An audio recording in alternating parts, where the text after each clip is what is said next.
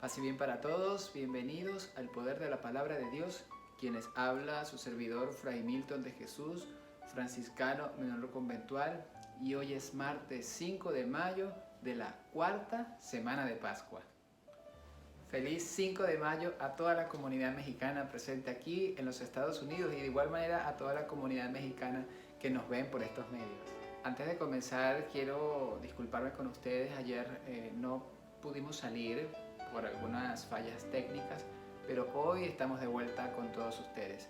Cuando posiblemente no salgamos es por alguna falla técnica o quizás alguna otra eventualidad, pero vamos a tratar siempre lo mayor posible de estar todos los días de la semana e incluso estamos viendo si también estamos los fines de semana.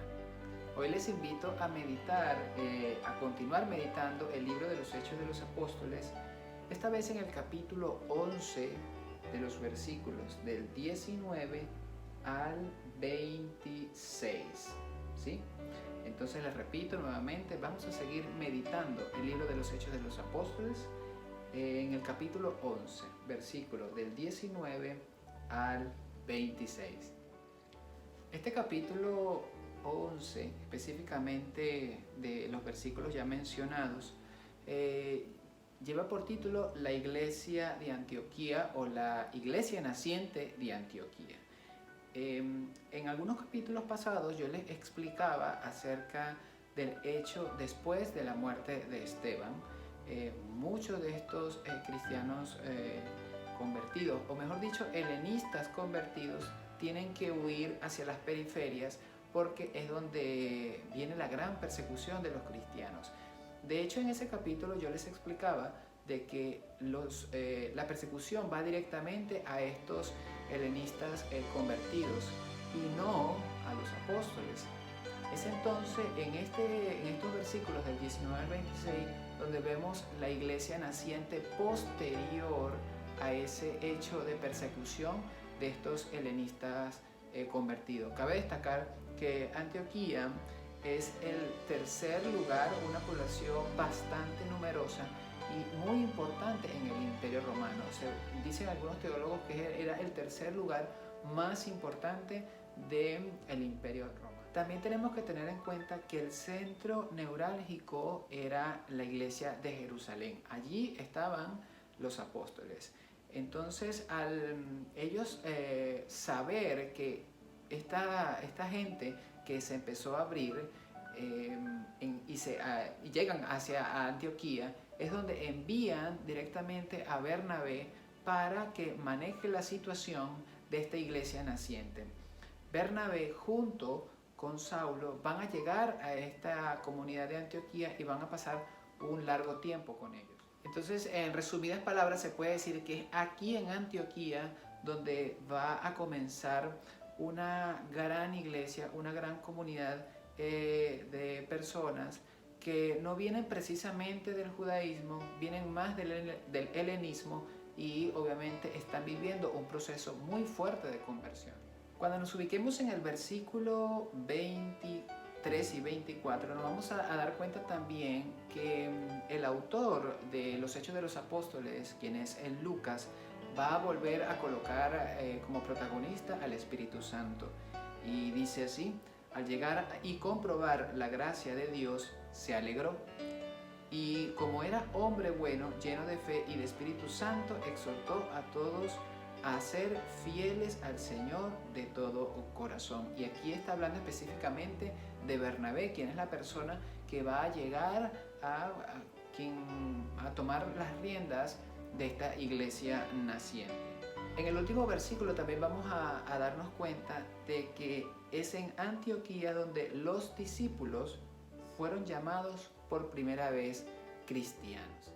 Es aquí donde la comunidad naciente, aquellos quienes son testigos o incluso quienes han sido evangelizados por los discípulos, por sus primeros discípulos o los discípulos posteriores después del evento de la crucifixión y ascensión o resurrección y ascensión de Jesús, es donde ya no se van a llamar los seguidores de Jesús, sino se le va a colocar el título de cristianos. Entonces tenemos este hecho aquí en la palabra de Dios cuando le pregunten por qué ustedes se llaman cristianos o por qué se dicen cristianos, ¿dónde aparece esto en la palabra de Dios? Pues ustedes busquen el libro de los Hechos de los Apóstoles en el capítulo 11 y específicamente en el versículo 26 es donde toda esta comunidad, empezando la comunidad de Antioquía, pero todos nosotros llevamos también el título de cristianos.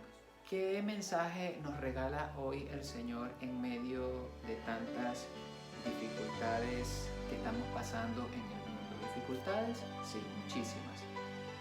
El mundo está en medio de una pandemia y en medio también de una cuarentena que ha sido quizás un poco difícil para muchas familias, para muchas personas, porque todo está completamente paralizado, aunque algunos países ya están empezando a, como quien dice, arrancar motores para este nuevo proceso de arranque, valga la redundancia, en todos los países, por lo menos los países más grandes del mundo, y aquellos pequeños en Latinoamérica que todavía padecen los embates de esta pandemia y de esta situación también de cuarentena.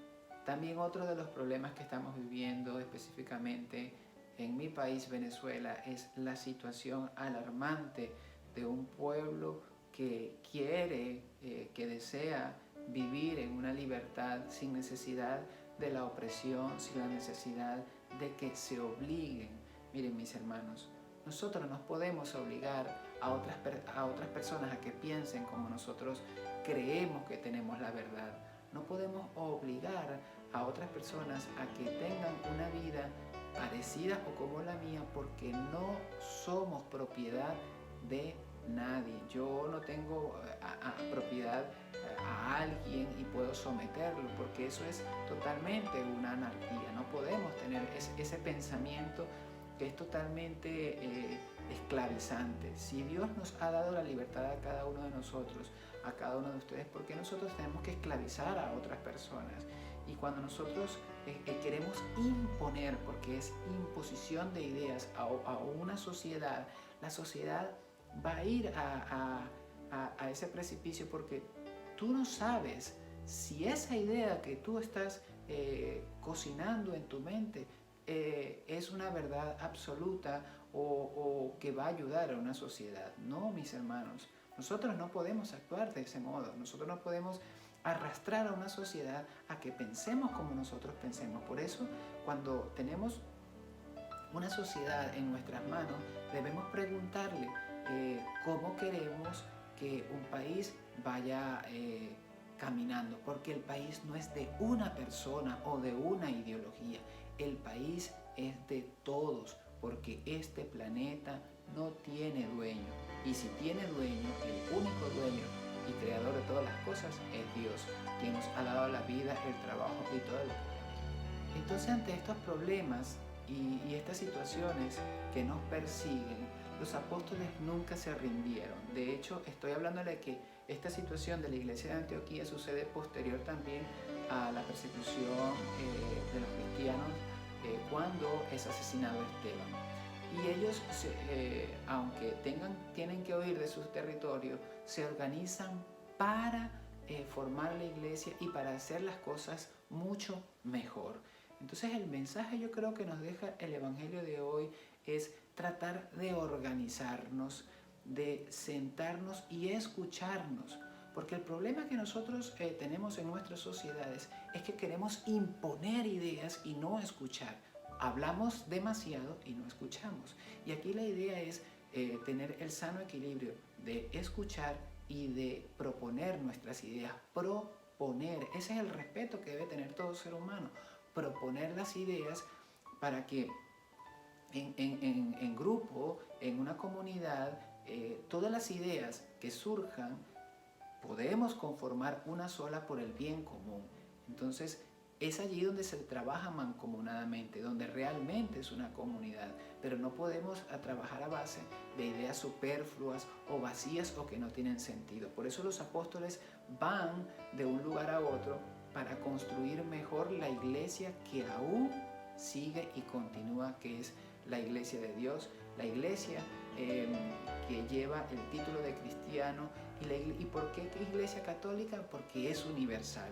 Porque católica significa universal. Entonces es la Iglesia de Dios la que de una organización tan pequeñita como comenzó después de las persecuciones, aún después de 2000 años, sigue en pie. Mis hermanos, yo les invito a que no tengamos miedo de ser anunciadores del Evangelio y de que podamos trabajar organizadamente.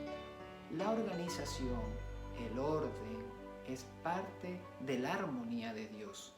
Cuando en una sociedad y en un país hay desorden, no está Dios y lo que reina es el reino del mal. Yo les invito a mis hermanos que oremos todos juntos también en este mes de María y que le pidamos a nuestra Madre del Cielo que nos ayude en estas situaciones que estamos viviendo cada día en medio de esta situación de pandemia, pero también a los pueblos que son oprimidos por ideas que no tienen sustento y que ya están completamente vencidas. Vamos a culminar este programa diciéndole a nuestra Madre del Cielo: Dios te salve María, llena eres de gracia, el Señor es contigo. Bendita tú eres entre todas las mujeres y bendito es el fruto de tu vientre, Jesús. Santa María, Madre de Dios, ruega, Señora, por nosotros pecadores, ahora y en la hora de nuestra muerte. Amén. Que el Señor me los bendiga a todos.